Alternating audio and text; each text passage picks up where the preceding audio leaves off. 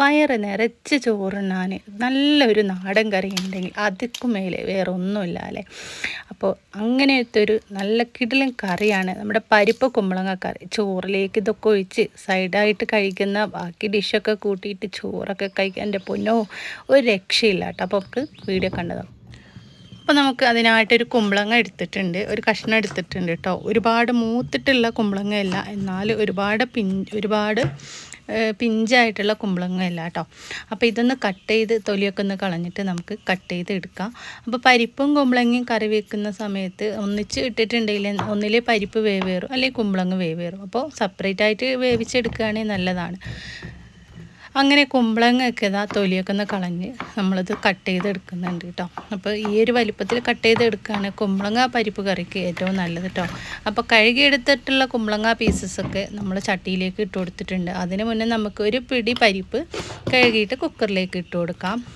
1/2 teaspoon മഞ്ഞൾപ്പൊടി, പിന്നെ ആവശ്യത്തിന് പച്ചമുളക്, ഒരു 3-4 പച്ചമുളക് ഞാൻ ഇതിലേക്ക് ഇട്ട് കൊടുക്കുന്നുണ്ട്. പച്ചമുളകും ഇട്ട് കൊടുത്തതിന് ശേഷം നമുക്കിനി ഇതിലേക്ക് ഉപ്പും കൂടി ചേർത്തിട്ട് ഒരു 1.5 ഗ്ലാസ് വെള്ളം ഒഴിച്ചിട്ട് നമുക്കിതൊന്ന് വേവിച്ചെടുക്കാം. ഒറ്റ വിസിലിന് വേവിച്ചെടുക്കാം. പിന്നെ പകുതി മുക്കാൽ നമ്മൾ വെന്തതിന് ശേഷം പിന്നെ നമ്മൾ തീ ഓഫ് ചെയ്താൽ മതി. എന്നിട്ട് പിന്നെ നമ്മൾ കുമ്പളങ്ങയിലേക്ക് ഇട്ടിട്ട് ബാക്കിയും കൂടി വേവിച്ചെടുത്താൽ മതി. കുമ്പളങ്ങ, മഞ്ഞൾപ്പൊടി, ഒരു നുള്ള ഉപ്പും കൂടി ഇട്ടിട്ട് വെള്ളം ഒഴിച്ചിട്ട് അത് നമുക്ക് വേവിച്ചെടുക്കാം. അതിന് മുന്നേ നമുക്ക് തേങ്ങ ഒന്ന് ചിരവിയിട്ട് അരച്ചെടുക്കാം. ഒരു മുറി തേങ്ങ എടുത്തിട്ടുണ്ട്. തേങ്ങ മിക്സി ജാറിലേക്ക് ഇട്ട് കൊടുക്കുന്നുണ്ട്. ഇതിലേക്ക് ഒരു 1/4 ടീസ്പൂൺ ചെറിയ ജീരകവും, പിന്നെ അതുപോലെ തന്നെ ഒരു പിഞ്ച് മഞ്ഞൾപ്പൊടി, ഉപ്പും വെള്ളവും ചേർത്തിട്ട് നമുക്കതൊന്ന് അരച്ചെടുക്കാം. അപ്പോൾ ചെറിയ ജീരകമാണ് കേട്ടോ കുമ്പളങ്ങ പരിപ്പ് കറിക്കും കുമ്പളങ്ങ മോര് കറിക്കൊക്കെ ഏറ്റവും നല്ല ടേസ്റ്റ് കൊടുക്കുന്നത്. കുമ്പളങ്ങ ഏകദേശം ഒരു പകുതി മുക്കാൽ വേവായിട്ടുണ്ട്. ഈ ഒരു സമയത്ത് നമുക്ക് പകുതി മുക്കാൽ വേവായിട്ടുള്ള പരിപ്പും കൂടി ഇതിലേക്ക് ഇട്ട് കൊടുക്കാം. അപ്പോൾ രണ്ടും കൂടി ഒരേ സമയത്ത് നമ്മൾ ഇതുപോലെ ആക്കി എടുക്കുകയാണെങ്കിൽ രണ്ടും ഒരേ സമയത്ത് ഒരുപോലെ കുക്കായിട്ട് വരും.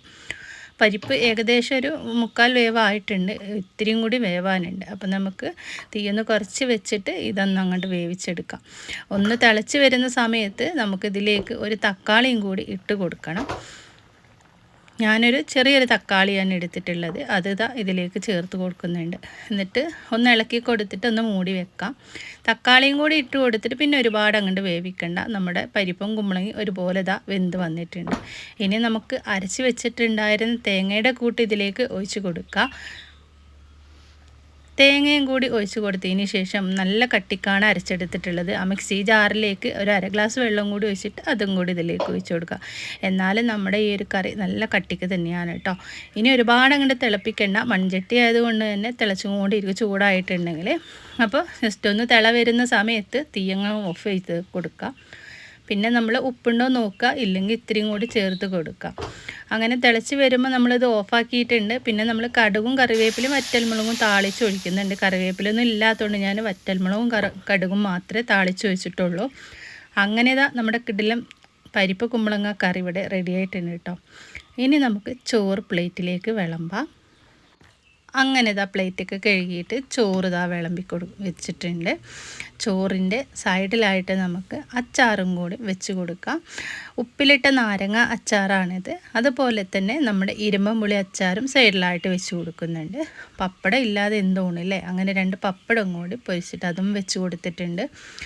പിന്നെ നമ്മൾ വടുക അത് ഫ്രൈ ചെയ്തെടുത്തതാണ്. നമ്മുടെ ചുണ്ടക്ക വടുകയാണ്, അതും ഫ്രൈ ചെയ്തെടുത്ത് വെച്ച് കൊടുത്തിട്ടുണ്ട്. പിന്നെ കൂന്തൽ ഫ്രൈ മസാല പോലെ ഉണ്ടാക്കിയതാണ് കേട്ടോ, കണവ ഫ്രൈ മസാല. പിന്നെ നമ്മുടെ പരിപ്പ് കുമ്പളങ്ങ കറി ചോറിൻ്റെ നടുക്കിലാക്കിയിട്ട് ഒഴിച്ച് കൊടുക്കുന്നുണ്ട്. കുറച്ചധികം ചാറ് ഒഴിച്ചിട്ട് എല്ലാം കൂടിയും കുഴച്ച് ഒരു പിടി അങ്ങോട്ട് പിടിക്കുകയാണ് കേട്ടോ. നല്ല മണമൊക്കെ ഉണ്ട് നമ്മുടെ ഈ ഒരു കറിക്ക്. അങ്ങനെ നമ്മൾ ഈ ഒരു പരിപ്പ് കുമ്പളങ്ങ കറി അറിയാത്തവർക്ക് വേണ്ടിയിട്ടാണ് ഞാൻ ഉണ്ടാക്കി കാണിച്ചിട്ടുള്ളത്. ഒന്ന് ട്രൈ ചെയ്ത് നോക്കാം കേട്ടോ. അപ്പോൾ നാളെ നമുക്ക് മറ്റൊരു വീഡിയോ ആയിട്ട് വീണ്ടും കാണാം.